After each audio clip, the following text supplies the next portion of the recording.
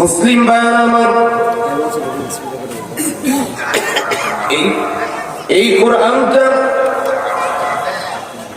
নিজে পড়লে সওয়াব হয়, কারো পড়া শুনলে সওয়াব হয়, কোরআনের দিকে নজর করে তাকালেও সওয়াব হয়। জোরে বলে, জোর কি এতটুকু না আরো আছে? মুসলমানদের এতগুলো মুসলমানের ইমানি যুক্ত আরো হওয়ারই কথা। তো আমরা সবাই বলবো, অনেকেই আছে আমরা বলি না, কোরআনের প্যান্ডেলে বসলে চুপ থাকি। চুপ থাকাটা এটা সুন্দর আদব না।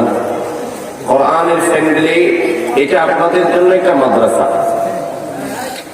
এটা বার্ষিক মাদ্রাসা, এটা ভ্রাম্যমান মাদ্রাসা।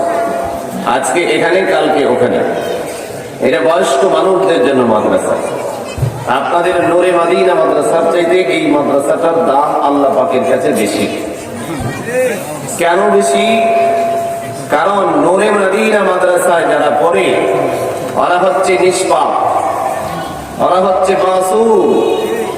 আর এইখানে যারা পড়তে আসেন তারা বেশিরভাগ বড় বড় পাপী। কথা বলেন। হয়তো আপনারা নিষ্পাপ, আপনারা নেককার পরহেজগার মানুষ, কিন্তু এখানে নূরে মদিনা মাদ্রাসার চাইতে বা পৃথিবীর অন্যান্য যে মাদ্রাসাগুলো আছে এগুলোর চাইতে এই মাদ্রাসায় যারা পড়তে আসে নানান ধরনের পাপী মানুষ এখানে আইসা বসে। যে ছেলে বাবাকে বাবা বলে না, দীর্ঘদিন ধরে বাবাকে ডাকে না, কোনদিন হঠাৎ করে বাবারে বাবা ডাকলে, 5টা ছেলে বাবারে প্রতিদিন বারবার বাবা ডাকে, অধীর ডাকে, বাবা যে পরিমাণ খুশি হয়, না ডাকনেওয়ালা ছেলে একবার ডাকলে তার চেয়ে অনেক বেশি খুশি হয়। এই জন্য পাপী মানুষেরা যখন এই প্যান্ডেলের ভিতরে আসে, এই প্যান্ডেলের ভিতরে বসে, বসার দ্বারা তাদের সগীরা গুনাহগুলো মাফ হয়ে যায়। যদি তওবা করে নসিব ভালো হয়, তওবা কবুল হয়, তো তওবা কবুলের মাধ্যমে আখিরি মুনাজাতে 2 ফোঁটা চোখের পানি বের হয়। তো ওই পানির দ্বারা, তওবার দ্বারা তার জিন্দেগীর তামাম জিন্দেগীর সকল কবিরা সব গুনাহ মাফ হয়ে যায়। রহমতের ফেরেশতা ঘোষণা করে, কুমু মাগফুরাল লাকুম, ওঠো আল্লাহর বান্দারা, এমন ভাবে যেন তোমাদেরকে ক্ষমা করা হয়েছে, তোমরা এখন নিষ্পাপ। সকলে মিলে আওয়াজ করে মহব্বতে পড়ি সুবহানাল্লাহ। প্রিয় ভাই বন্ধু বাবাজি, কোরআনে কারীম থেকে একখানা আয়াত আপনাদের খিদমতে তিলাওয়াত করেছি।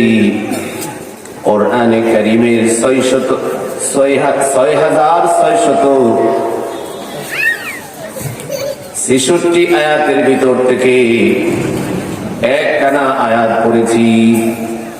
আয়াতের ভিতরে রব্বুল আলামিন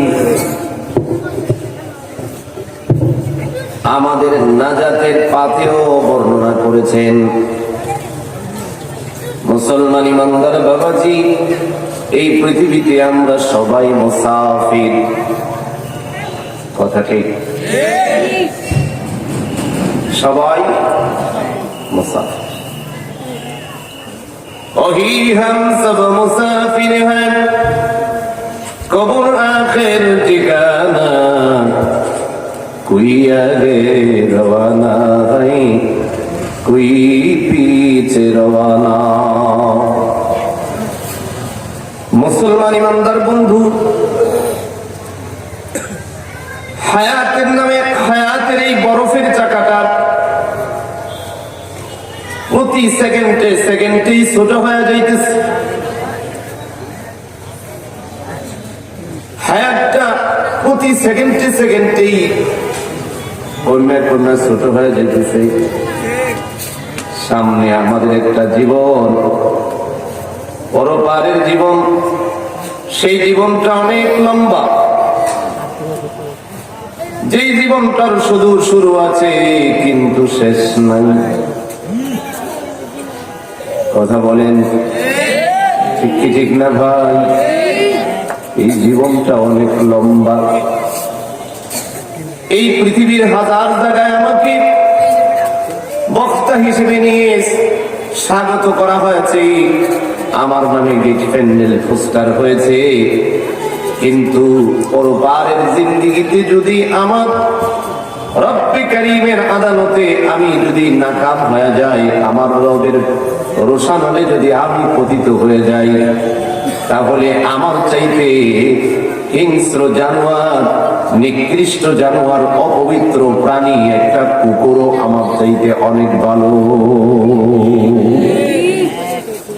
এই পৃথিবীর কেউ আমাকে চেনে না। পৃথিবীর এই ছোট বাচ্চাগুলোকে থামায় দিতে হবে। কোরআন বলার আদব আছে, কোরআন শোনার আদব আছে, কোরআন ধরার আলাদা আদব আছে, কোরআন বলার আলাদা আদব আছে। কোরআন বড় দামি জিনিস। মুসলমান ইমানদার বন্ধু, এই পৃথিবীর কোথাও আমার জন্য কোন পোস্টারে নাম তো দূরের কথা, কোন ভালো ভিআইপি মেহমান খানায় আমার দাওয়াত হয় না। আমি মুচি, আমি মেথর, আমি একজন অশিক্ষিত মূর্খ, আমি একজন দিন মজুর শ্রমিক। কিন্তু পরপারে ইন্তেকালের পর আমার রব আমাকে বলে, হ্যাঁ তুমি দুনিয়াতে চলতা, তোমারে আমি বড় ভালোবাসতাম, তুমি আমার বান্দা। এতটুকু যদি আমার মালিক আমাকে বলে, তাহলে সেই দিন আমি এই পৃথিবীর বাদশার চাইতেও দামি। মুসলমান ইমানদার বাবাজি, এই জন্য যার পরপার ভালো তার সব ভালো, যার পরপার মন্দ তার সব মন্দ। রব্বে কারীম বলেছেন, ফামান যুহজিহা আনিন নার ওয়া উদখিলাল জান্নাহ ফাকাদ ফাজ ফাওজান আযীমা। রব্বুল আলামিন আমাদেরকে জানা দেন, যারা নিজেকে দুজকের আগুন থেকে নিজের ঈমান এবং আমলের মাধ্যমে দুজকের আগুন থেকে যারা বাঁচলো, জান্নাতি জীবন যারা গঠন করতে পারলো, তারাই আখিরাতে কামিয়াব, তারাই সফল। বাকি যা আছে সব বিফল। মুসলমান ইমানদার বাবাজি, কেমনে আমাদের সফলতা আসবে? এই সফলতার মূল মন্ত্র যেখানে আলোচনা করা হয়েছে, আমি সেখান থেকে একটু জায়গা আপনাদেরকে তেলাওয়াত করে শুনিয়েছি। তেলাওয়াতকৃত আয়াতের উপরই অল্প সময় কথা হবে। মুসলমান ইমানদার বন্ধু, আল্লাহ পাক বলেন, ইয়াউমা, সেই দিন, লা ইয়ানফাউ মালু ওয়ালা বানুন, সেই দিন তোমার মাল এবং তোমার সম্পদ তোমার কোনো উপকার করতে পারবে না। লা ইয়ানফাউ, তুমি সেই মাল এবং সম্পদ এবং সন্তান দুই জিনিস দিয়া কোনো উপকার লাভ করতে পারবে না, উপকৃত হবে না। হ্যাঁ, উপকৃত হবে ইল্লা